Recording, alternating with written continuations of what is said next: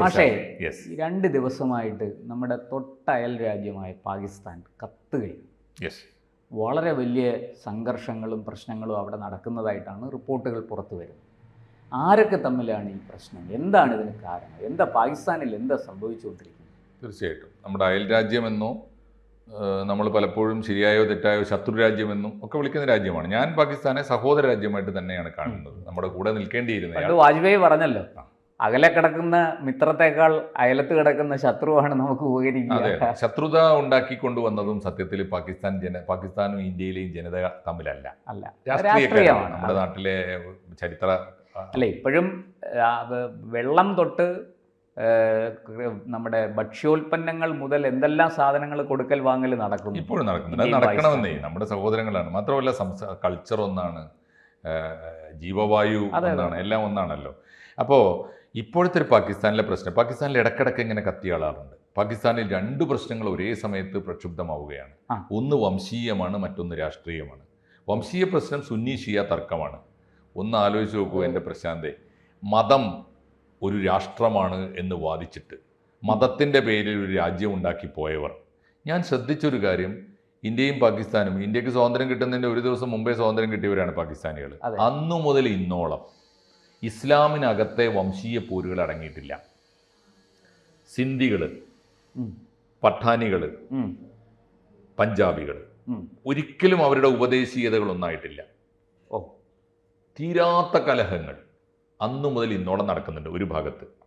അത് എത്തിനിസിറ്റിയാണ്, അവരുടെ വംശീയ പ്രശ്നമാണ്. മറുഭാഗത്ത് വിശ്വാസപരമായ വംശീയതയാണ്, സുന്നി ഷിയ തർക്കം. പാകിസ്ഥാനിൽ നല്ലൊരു ശതമാനം ഷിയാക്കളുണ്ട്. ഷിയാക്കൾ മാത്രം പാർക്കുന്ന ഒട്ടേറെ വളരെ ഏരിയകളുണ്ട്. അവിടെ വലിയ കലാപം നടക്കുകയാണ്, സുന്നികളും ഷിയാക്കളും. ഒടുവിലത്തൊരു ഇന്നത്തെ ടൈംസ് ഓഫ് ഇന്ത്യ പറയുന്നത്, ഇന്നലെ വരെയുള്ള ഒരു ടോള് കണക്ക് വെച്ചിട്ട് 68 പേര്, എന്നാലോചിച്ച് നോക്കൂ, സുന്നികളും ഷിയാക്കളും തമ്മിലുള്ള തർക്കമാണ്. ഒരേ മതത്തിൽപ്പെട്ടവർ എന്തിനു വേണ്ടിയിട്ടാണ് ഈ കലഹം? അതാണെന്നേ. ഇപ്പോൾ സിന്ധികളും പഞ്ചാബികളും പഠാനികളും തമ്മിൽ എന്താ തർക്കം? തർക്കം വളരെ സിമ്പിളാണ്. മലയാളിയും തമിഴനും കന്നഡക്കാരനും അല്ലെങ്കിൽ കൊങ്കണിയും തമ്മിൽ എന്താ തർക്കം?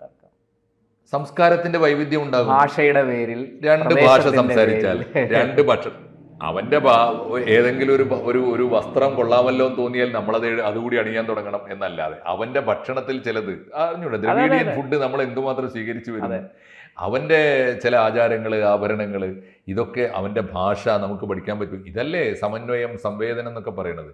അതിന് പകരം അവിടെ ഒരു പഞ്ചാബി ഒരു സിന്ധിയെ കണ്ടാൽ തല്ലാൻ തുടങ്ങും, അടിക്കാൻ തുടങ്ങും, കലഹം തുടങ്ങും, തുപ്പാൻ തുടങ്ങും, കലഹിക്കാൻ തുടങ്ങും. പഷ്തൂൺ ഇവര് അറിയാലോ, പട്ടാൻസ് എന്ന് പറയുന്ന പഷ്തൂണികളാണ്. അവരാണെങ്കിൽ വില്ലാളി വീരന്മാരാണ്, മഹാബലവാന്മാരാണ്, അനങ്ങിയാൽ അടിയാണ്. ഇത്തരത്തിലുള്ള പോരാളികൾ ഒരു രാജ്യത്തിൻ്റെ നന്മയ്ക്ക് വേണ്ടി ഇവരുടെയൊക്കെ കായിക ശേഷി ഉപയോഗിച്ചിരുന്നെങ്കിൽ എത്ര നന്നായിരുന്നു. ഇനി സുന്നി ഷിയ തർക്കത്തിൻ്റെ അടിസ്ഥാനം എന്താ? ഒന്നാലോചിച്ചു. ഒരേ മതത്തിൽപ്പെട്ടവരാണ്. ഇവർ തമ്മിലുള്ള തർക്കം എവിടെ തീരാനാണ്? പ്രവാചകൻ മരിച്ചു, ഒന്നാലോചിച്ച് നോക്കൂ. 1622 1632 എന്തായാലും 17-ാം നൂറ്റാണ്ടിൽ മരിച്ചു. 1600 അല്ലേ, AD 622 എന്ന് പറഞ്ഞാൽ 7-ാം നൂറ്റാണ്ടിൽ പ്രവാചകൻ മരിച്ചു. പ്രവാചകൻ മരിച്ചപ്പോൾ പ്രവാചകന്റെ പ്രതിനിധി, അതാണ് ഖലീഫ എന്ന് പറഞ്ഞ പ്രതിനിധി, 1-ാം ഖലീഫ. ഒരു ഇസ്ലാമിക രാജ്യത്തിൻ്റെ ഒരു മര്യാദ എന്താണെന്ന് വെച്ചാൽ, ഒരു ഭരണാധികാരി മരിച്ചാൽ ആ മരണാനന്തര ചടങ്ങുകൾ പോലും നടത്തേണ്ടത് അടുത്ത ഭരണാധികാരിയാണ്. അപ്പോൾ അടുത്ത ഭരണാധികാരിയെ തിരഞ്ഞെടുക്കണം. പ്രവാചകന്റെ ശേഷം അടുത്ത ഭരണാധികാരി അഥവാ 1-ാം ഖലീഫ ആരാണ് ആകേണ്ടിയിരുന്നത് എന്നാണ് തർക്കം. അന്നുണ്ടായ തർക്കമാണ്. എല്ലാ അർത്ഥത്തിലും തികഞ്ഞ യോഗ്യത ഉണ്ടായിരുന്ന അലി, പ്രവാചകന്റെ മരുമോൻ എന്ന് പറഞ്ഞാൽ മോളുടെ ഭർത്താവാണ്, മകള് ഫാത്തിമയുടെ ഭർത്താവാണ് അലി. അപ്പോൾ അലിയാണ് യോദ്ധാവാണ്, താരതമ്യേന ആരോഗ്യ യുവാവാണ്, പ്രവാചകന്റെ രക്തബന്ധമുള്ള കുടുംബ അംഗമാണ്. അതുകൊണ്ട് അലിയാണ് എന്തുകൊണ്ടും ജനം പ്രതീക്ഷിച്ചിരുന്നത്, ആകുക അലിയാണെന്നാണ്. പക്ഷെ അവിടെ വംശീയത കടന്നു വന്നു. ഈ അമവികൾ, ആശിമികൾ എന്ന് പറഞ്ഞ് ഇത് തന്നെ, ഇത് ഇസ്ലാമിൻ്റെ ചരിത്രത്തിൽ ഉടനീളമുണ്ട്.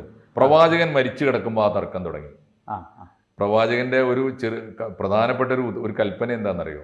ഒരു മനുഷ്യൻ മരിച്ചു എന്നറിഞ്ഞാൽ, എവിടെ ഏത് മനുഷ്യനാവട്ടെ, നിങ്ങളുടെ കൺമുമ്പിലാണ് അത് സംഭവിക്കുന്നതെങ്കിൽ ആ മയ്യത്ത്, മൃതദേഹം ചൂടാറുന്നതിന് മുമ്പ് അയാളെ സംസ്കരിക്കേണ്ട ബാധ്യത നിങ്ങൾക്കുണ്ട്. അത് ഇസ്ലാം ആവണമെന്നൊന്നുമില്ല. നിങ്ങളുടെ മുമ്പിൽ വെച്ചൊരു മനുഷ്യൻ മരിച്ചത് കണ്ടാൽ നിങ്ങളുടെ ആദ്യത്തെ ജോലി അതാണ്. അതവിടെ അനാഥമാക്കിയിട്ട് പോകരുത്. കഴുകനും കാക്കക്കും കൊത്തി വലിക്കാൻ ഇടയാക്കരുത്. അത് മണ്ണിന് കൊടുക്കണം. അത് നിങ്ങളുടെ ജോലിയാണ് എന്ന് പറഞ്ഞ പ്രവാചകനാണ്. ചൂടോടെ മറവ് ചെയ്യണം. ഈ പറഞ്ഞതുപോലെ അനാഥമായി തർക്കടന്നു എത്ര ദിവസം എന്നറിയോ? തിങ്കളാഴ്ച പോലെ അധികാരം ഉണ്ടാക്കുന്ന വല്ലാത്ത പ്രശ്നമാണ്. അധികാരം ഉണ്ടാക്കുന്ന തർക്കം. അധികാരത്തിൻ്റെ അടിത്തറയായി വംശീയത വർത്തിച്ചാൽ, എൻ്റെയും നിൻ്റെയും ഉള്ളിൽ ഏതോ പുരാതനമായ കാലത്ത് നമ്മുടെ ഒരു വംശപര പരമ്പരയിൽ വന്നു എന്നത് നമ്മുടെ യോഗ്യതയോ അയോഗ്യതയോ ആയിട്ട് തമ്മിൽ തല്ലാൻ തുടങ്ങിയാൽ എന്താ സംഭവിക്കുക? അതാണ് ആശിമികളും അമവികളും തമ്മിൽ നടന്നത്. പ്രവാചകന്റെ മയ്യത്ത് അവിടെ കിടന്ന ദിവസങ്ങളോളം. തിങ്കളാഴ്ച പുലർച്ചെ മരിച്ചിട്ട് തിങ്കളാഴ്ച പകൽ, തിങ്കളാഴ്ച രാത്രി, ചൊവ്വാഴ്ച പകൽ, ചൊവ്വാഴ്ച രാത്രി, ബുധനാഴ്ച പകൽ, ഒടുവിൽ ബുധനാഴ്ച ലേറ്റ് നൈറ്റിലാണ് മറവ് ചെയ്യുന്നത്. അപ്പോഴത്തേക്ക് എന്താ ഉണ്ടായെന്ന് വെച്ചാൽ, അമവികളും ആശിമികളും തമ്മിലുള്ള കോലാഹലത്തിൽ വളരെ സമർത്ഥമായി വന്യവയോധികനായ അബൂബക്കർ സിദ്ദീഖ് ആവട്ടെ എന്ന് പറഞ്ഞിട്ട് ഈ ഒരു കോംപ്രമൈസിലെത്തി. അദ്ദേഹത്തെ തന്നെ പിന്നെ അന്നു മുതൽ തർക്കവും കലഹവുമാണ്. അദ്ദേഹം പോലും മരണപ്പെട്ടത് സ്വാഭാവിക മരണമല്ല എന്ന് സംശയിക്കപ്പെടുന്നുണ്ട് അബൂബക്കർ സിദ്ദീഖ്. പിന്നെ ഉമർ വന്നപ്പോഴും ഇത് തന്നെ, ആ വംശീയത അങ്ങനെ തുടർന്നു. അലി അപ്പോഴും മാറ്റി നിർത്തപ്പെട്ടു. മൂന്നാമത്തെ ആൾ ഉസ്മാൻ വന്നു, അപ്പോഴും ഈ കലഹം. ഇതിനിടയിലൊക്കെ ഇവർ തമ്മിൽ യുദ്ധമാണെന്ന് ഓർക്കണം. കൊടിയ യുദ്ധങ്ങൾ ഇവരൊക്കെ തമ്മിൽ, ഇസ്ലാമും തമ്മിൽ തന്നെ യുദ്ധം. ആ തർക്കമാണ് ഈ ഷിയത്ത് അലി എന്നാണ് അതിൻ്റെ മുഴുവൻ. ഷിയത്ത് അലി, അലിയുടെ പക്ഷം, അതാണ് ഈ ഷിയ. അങ്ങനെയാണ് ഷിയ വന്നത്. അപ്പോൾ ഒന്ന് ആലോചിച്ച് നോക്കൂ. 7-ാം നൂറ്റാണ്ടിൽ തുടങ്ങിയ ഒരു തർക്കം ലോകാവസാനം. ഇപ്പൊ എന്താ, അന്ന് ഒന്നാം ഖലീഫ ആകേണ്ടിയിരുന്നത് ആരാണെന്നാണ് തർക്കം. എന്നെങ്കിലും തീരുമോ? അതിന്റെ പേരിലാണ് പാകിസ്ഥാനിൽ ഇപ്പോഴും, പാകിസ്ഥാനിലല്ല ലോകരാജ്യങ്ങളിലൊക്കെ, ഇറാഖിൽ അതാണ് പ്രശ്നം, സിറിയയിൽ അതാണ് പ്രശ്നം. ആരാണ് ഹിസ്ബുള്ള? ഇതൊക്കെ ഈ ആരാണ് ഹൂത്തി? ലോകം മുഴുവൻ ചുട്ടരിച്ചുകൊണ്ടിരിക്കുന്ന വലിയ കലാപങ്ങൾ മുഴുവൻ നടത്തുന്നത് ഈ വംശീയതയുടെ പേരിലാണ്. എന്താ പറഞ്ഞ മാഷേ, ഈ മധ്യേഷ്യയെ ഏറ്റവും കൂടുതൽ എന്താ പറയുക രക്തച്ചൊരിച്ചിൽ ഉണ്ടാക്കുന്നതിന് കാരണം ഈ ഒരു തർക്കമാണ്, അടിസ്ഥാന തർക്കമാണ്. എന്താ ഇസ്ലാമിക രാഷ്ട്രങ്ങൾ തമ്മിൽ തർക്കം? ഒന്ന് അധികാരത്തിന് വേണ്ടിയുള്ള തർക്കം, സുൽത്താൻമാർക്കിടയിലുള്ള തർക്കം, അതുണ്ട്, അത് സ്വാഭാവികമാണ്, ഭരണമാണ് ആണെങ്കിൽ അതുണ്ടാകും. അധികാരം നേടാൻ വേണ്ടി അതിനേക്കാൾ വലിയ തർക്കം ഭരണത്തിന് വേണ്ടി ഇവർ ഉപയോഗിക്കുന്നത് വംശീയതയാണ്. പ്രധാനപ്പെട്ട വംശീയത സുന്നി. അതിപ്പോ കൃത്യമായിട്ട് പാകിസ്ഥാനെയും അങ്ങേയറ്റം മുറിവേൽപ്പിച്ച് രക്തമൊഴുകിക്കൊണ്ടിരിക്കും. പാകിസ്ഥാന്റെ ചരിത്രത്തിലെ ഏറ്റവും ഭീകരമായ കൂട്ടക്കൊലകൾ നടന്നത് രണ്ടു കൂട്ടർ തമ്മിലാണ്. ഒന്ന് പ്രധാനപ്പെട്ട ഞാൻ പറഞ്ഞല്ലോ, ഈ സാംസ്കാരിക ഉപദേശീയതകൾ തമ്മിലുള്ള കൂട്ടം നടക്കുന്നുണ്ട്. ഏറ്റവും പ്രധാനപ്പെട്ടത് പക്ഷേ അഹമ്മദിയാക്കളും ജമാഅത്തുകാരും തമ്മിൽ. സുന്നികൾ എന്ന് പറഞ്ഞുള്ള സുന്നികൾക്ക് വേണ്ടി ഇവർ പൊരുതും. പാവങ്ങളായ സുന്നികൾക്ക് ഇതൊന്നുമല്ല പണി. അവർ ഒരു സൂഫി മാർഗത്തിൽ അങ്ങനെ ജീവിച്ചു പോകുന്നവരാണ്. ഒരുത്തനെയും തല്ലുകയും കൊല്ലുകയും ചെയ്യുക എന്നുള്ളത് സുന്നികളുടെ പണിയല്ല. അതേസമയത്ത് ജമാഅത്തെ ഇസ്ലാമി ഇത് ഏറ്റെടുത്തവരാണ്. ഇസ്ലാമിൽ കളങ്കമുണ്ടാക്കുന്നു, ഇസ്ലാമിന് മാനക്കേടുണ്ടാക്കുന്നു, ഇസ്ലാമിനെ വെല്ലുവിളിക്കുന്നു. എന്താ തർക്കം? ആലോചിച്ച് നോക്കൂ. പ്രവാചകനായ മുഹമ്മദ് നബിക്ക് ശേഷം പ്രവാചക തുല്യനായ മറ്റൊരാൾ കൂടി ഉണ്ട് എന്ന് വിശ്വസിക്കുന്നു അവർ. അഹമ്മദിയാക്കൾ അതാണ് ഈ അഹമ്മദിയ ഖാദിയാനി എന്നൊരു പ്രവാചകൻ കൂടി ഉണ്ട് എന്ന് വിശ്വസിക്കുന്നു. അദ്ദേഹത്തെ ഇവർ ഇമാമായി സ്വീകരിക്കുന്നു. അതേസമയം സുന്നികൾ മഹാഭൂരിപക്ഷം, ബാക്കിയുള്ളവരെന്താ പറയുന്നത്? പ്രവാചകൻ മുഹമ്മദ് നബിയോട് കൂടി അന്ത്യപ്രവാചകനാണ്. പക്ഷെ അത് ഇസ്ലാമിന്റെ അടിത്തറയൊന്നുമല്ല. ഇസ്ലാം ആകണമോ വേണ്ടേ? ആരാണ്? അഹമ്മദിയാക്കൾ മുസ്ലിങ്ങളല്ല, ഞങ്ങൾ മുസ്ലിങ്ങളാണ്. എന്താ തർക്കം? എങ്ങനെ തർക്കം? നിലനിൽക്കൂല. കാരണം മുസ്ലിം ആവണമെങ്കിൽ ഉള്ള കണ്ടീഷനിൽ രണ്ട് കാര്യങ്ങളെ പറയുന്നുള്ളൂ. ദൈവത്തെ അംഗീകരിക്കണം, ദൈവത്തിന്റെ മുഴുവൻ പ്രവാചകന്മാരെ അംഗീകരിക്കണം. ആ കൂട്ടത്തിൽ മുഹമ്മദ് ദൈവത്തിന്റെ പ്രവാചകനാണെന്ന് അംഗീകരിക്കണം എന്നേ ഉള്ളൂ. അന്ത്യപ്രവാചകൻ തന്നെ ആയിക്കൊണ്ടെന്ന് യാതൊരു നിർബന്ധവുമില്ല.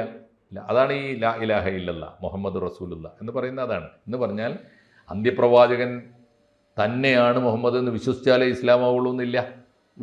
അത് അഹമ്മദിയാക്കൾ ആ മാർഗം പിന്തുടരും. അഹമ്മദിയാക്കൾ പ്രവാചകന് ശേഷവും ഒരു ഇമാമുണ്ട് എന്നും അത് അവരുടെ ഇമാമായ ഈ അവരുടെ ആത്മീയ ഗുരുവായി സ്വീകരിക്കുന്നു എന്നുള്ളതാണ് തർക്കം.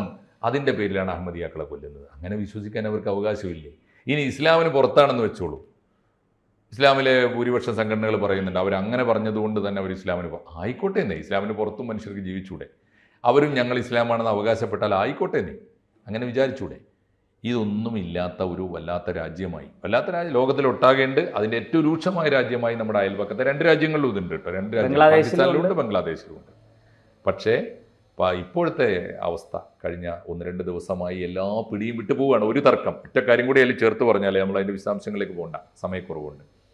ഇത്രയും നേരം നമ്മൾ പറഞ്ഞത് സുന്നി ഷിയ തർക്കത്തിൻ്റെ പേരിൽ അവിടെ മനുഷ്യൻ മരിച്ചുകൊണ്ടിരിക്കുകയാണ്, പരസ്പരം കൊന്നു.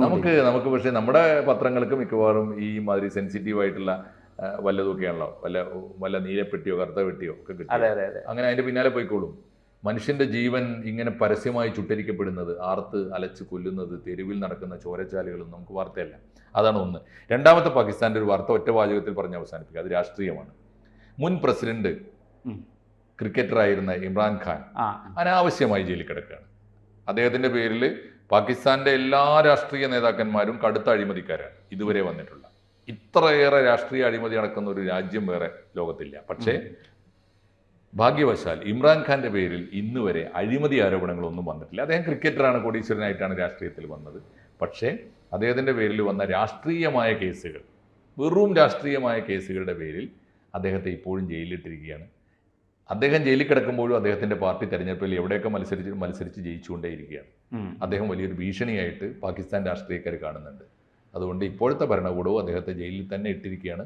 അദ്ദേഹത്തെ മോചിപ്പിക്കണമെന്ന് ആവശ്യപ്പെട്ടുകൊണ്ടുള്ള വലിയ പ്രക്ഷോഭം 4000 പേരെയാണ് ഇന്നലെ അറസ്റ്റ് ചെയ്തത്.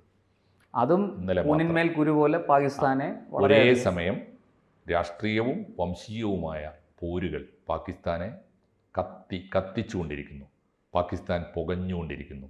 നമ്മുടെ അന്താരാഷ്ട്ര വാർത്തകൾക്കിടയിൽ ഇത് നമുക്ക് അയൽവക്കം ഇങ്ങനെ പുകയുന്നത് നമുക്ക് നല്ലതല്ല, മുങ്ങിപ്പോകാൻ പാടില്ലാത്തൊരു വാർത്തയാണത്. അതുകൊണ്ടാണ് നമ്മൾ ആരൊക്കെ അവഗണിച്ചാലും ആ വാർത്തയെ ടൈംസ് ഓഫ് ഇന്ത്യയോടൊപ്പം നമ്മളും ഉയർത്തിപ്പിടിക്കുന്നത്.